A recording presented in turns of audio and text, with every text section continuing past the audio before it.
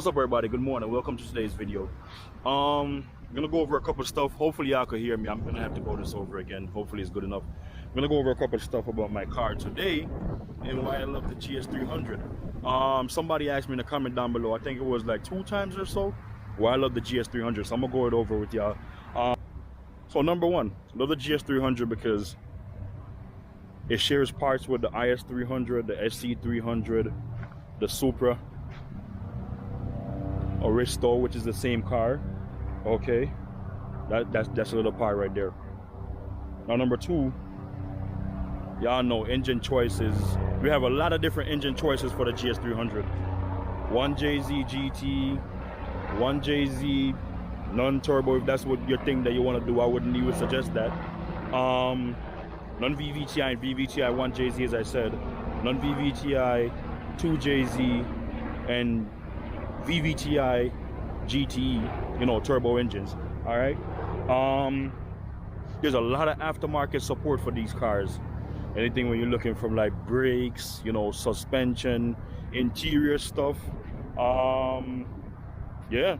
Right now, as you can see, I still have my Aristo headlights in here that I bought these from, well, tail lights that I brought these from Island Boy Tuning. And I've been using them. I haven't taken the stuff off of there just yet. Yeah, so that's just a little touch on there now. Now let's go into this. I haven't put the front bumper back on the car yet. I decided to do a little video out here in Walmart's parking lot for today. All right, so whatever, the car's actually on right now. You can actually hear the fans. That's about it. So I still have a lot of cleaning up to do inside here, but I haven't, you know, gone through and done it yet. I need to redo my this. I think I'm gonna purchase a different one online and get it so I could have it, you know, made to come out here for this area right here. I tried washing this out, bought something from AutoZone to use on there, and it actually messed up the whole engine with all this white stuff on here. So I gotta redo all of that. Now I gotta change these headlights also. So I say engine choices, you have a whole lot of engine choices.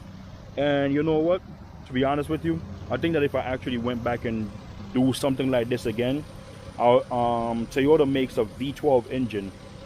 It's a 5-liter V12 engine. I think I would actually put it in here. It's basically 2 1JZ engines put together and makes a 5-liter V12. It's a naturally aspirated engine though. All right, another thing that I'm thinking about doing, these brakes. Think about changing these brakes to put them like the same one that I have on the other car. Okay, I'm really thinking about doing that. So I say, yeah, I really love the GS, man. The person asks why I love the GS like that. I love the GS. There's a lot of aftermarket support for it. When you're looking at like differentials, man, engines, transmissions, brakes, interior stuff, you know, exterior stuff. I love the GS. You see, I have my Tom's exhaust on here right now. You don't even hear it like that. That's another thing that I love about that. You don't even hear it like that. Okay, I got a couple plans for this car. I'm gonna go single turbo on there. Well, it's already single turbo, but I'm gonna put a bigger turbo on there, a Borg turbo. I'm gonna do some stuff with the transmission. I gotta change these brakes. Just make it a nicer daily, even though it already is. I gotta gas my AC, but I haven't done that yet. But yeah, man, big shout out to Island Boy Tuning. He's helped me out a lot on a lot of stuff, you know. Yeah, I really appreciate that. To be honest with you, I really appreciate that. So if you don't know who he is, go check him out. Instagram, Island Boy Tuning, or you could Google him. You'll see the shop information come up, you know, and phone number and all that stuff. So yeah, I love the GS. I really don't know. It's just, this is my 5th GS that I've had now. I've had 1 white, 2 gold, 1 black, and now the burgundy one. And I love it. Now, speaking about the GS, the burgundy one that's here to replace the gold one that was on the channel, I'm gonna be doing some little bit different stuff with it. Also, a lot of stuff that I had cut with the gold one, I'm not gonna do that with the burgundy one. Plan on making this one a whole lot cleaner. Right? The body is pretty straight. You know, no issues. Just like this one. This one has never been in an accident. Never been in an accident. Okay, so now to go over some of the stuff that you want to look out for when you purchase a GS300. Some of the stuff that you want to look out for when you purchase a GS300. knowing that the car is now accessible to a lot of people, there's going to be a lot of mileage on them. The cars ran from 1998 to 2005, okay, before they switched over to the new one. You know, but before that, you know, they had the first generation. So this is actually the second generation GS300. So things that you're going to want to look out for and things that you're going to want to do. Those ball joints need to be changed. Let me tell you one other thing. If you love your fenders, change those ball joints. Okay, I've seen ball joints pop out, you know, and leave people stranded on the road multiple times. And for some weird reason, it's not always when you're driving fast. You could be driving really slow, like in a parking lot like this, and you know, you have a little bump in the road, and that happens. Okay, you don't want to be left stranded on the side of the road for that. Upper control arms, yeah, you want to change those too. Radius arm bushings, they can make your car feel like crap. Okay, so you might want to go over there, you know, or find somebody that can do the job for you or whatever. Toe arms in the back, man, listen, man, you already have the front wheels taking a turn.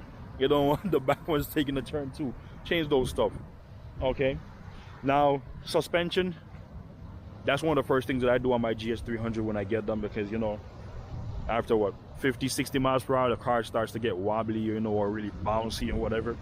Suspension is one thing. As I say, I'm outside doing this video right now, so it's kind of a little bit different. Engine mounts might be going bad. Okay, that's another thing that you might want to look for. Two more common issues, which this engine here doesn't have that on it, but I'm gonna give you a little example. Another example, ABS pump is another common issue. Throttle body for the GE that goes over the top right here can be another issue also. Sometimes you might have bad fuel pump, and I tell you something, if this ABS pump goes out, you got to change that. If the throttle body goes, you got to change that, because how fast you going to be going? 50, 55 with your foot all the way to the ground? Okay, so stuff like that you got to really look out for, you know, and change. Now, a lot of people have been saying that, you know, they want to do all sorts of suspension, brakes, interior, all that stuff on their car. Let me tell you something. If you can purchase one of the engines, just like I said in the past, go ahead and purchase it. It's a 1JZ here. I mean, I could have got the 2JZ, but I missed this engine. But even with that being said, these engines right now are going for what, 4,000 plus? And the 2JZs are like 7,000 or above. You know, those things are expensive. You know, and it's getting out of reach for a lot of people. You're thinking about building your engine, man, let me tell you something. By the time you look for a couple good stuff, rods, pistons, cams, you know, everything for the rest of the head, everything for the rest of the bottom, you know, and then you got to do all these stuff, it gets really expensive, way past what you would be paying for the GT engine.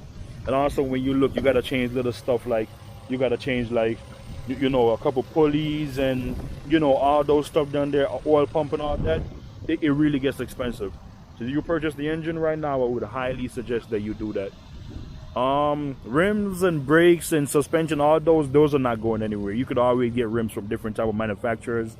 Suspension, you could always find that. Those are not going anywhere. But if you want to start doing the GS, I would suggest, hey, start putting your money down and get one of these. Now, I won't touch on the inside yet because I got to still do a little bit of cleaning up inside there. But, yeah. Oil temperature sensor right here for the transmission. I need to change the thing for that. I haven't done it yet, but it is what it is. And I say I love the GS. But anyways, while I'm about to leave right now, let me give y'all a little rev out of this. Let's say, you know, thank y'all for watching today's video, and enjoy these couple little revs, and then I'm about to leave.